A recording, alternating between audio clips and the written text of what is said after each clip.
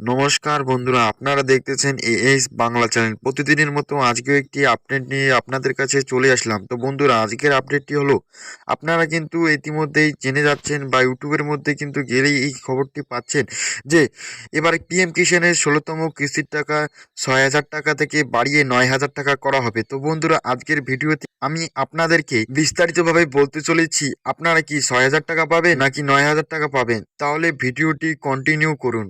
ভিডিওটি শুরু রাখা আপনাকে যে কাজটি করতে হবে সেটি হচ্ছে ভিডিওটিকে একটি লাইক দিয়ে চ্যানেলটিকে সাবস্ক্রাইব করে রাখুন। এখানে দেখুন কি বলা হয়েছে, পিএম কিষাণ এবার মিলবে 9,000 টাকা, ফসল নষ্ট হলেও মিলবে টাকা।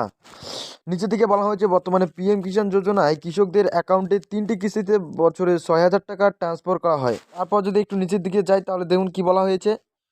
এখানে বলা হয়েছে নতুন বছরে কৃষকদের জন্য রয়েছে বড় সুখবর। মোদী সরকার কৃষি ট্রান্সফার আইনও মজবুত করতে ও কৃষকদের আয় বৃদ্ধির জন্য 2024-এ একাধিকবার পদক্ষেপ নিতে চলেছে। কৃষকরা এবার 6,000 টাকার বদলে 9,000 টাকা পাবে। পাশাপাশি ফসলের বীমার সুবিধা দেওয়া হবে। মনে করা হচ্ছে সরকার আগামী বাজেট কৃষি ক্ষেত্রের জন্য মোটা টাকা বরাদ্দ করতে চলেছে।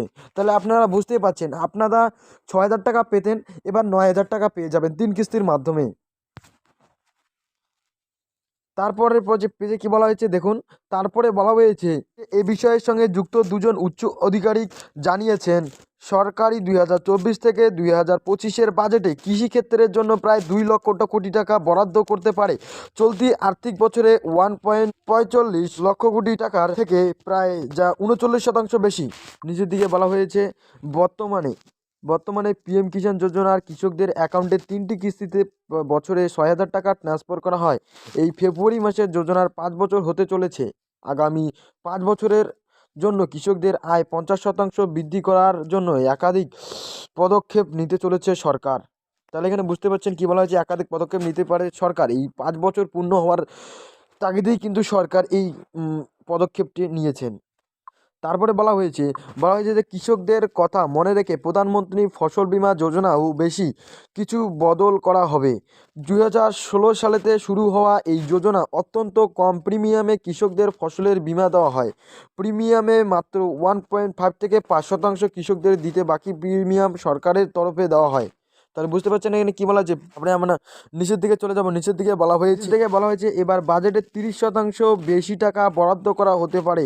তবে এখনও এই বিষয়ে জানা যায়নি যে ফেব্রুয়ারি হওয়া অন্তর্বর্তী বাজেটে এই টাকা বরাদ্দ হবে না, জুলাই মাসে পূর্ণ বাজেটে এই সিদ্ধান্ত নেওয়া হবে।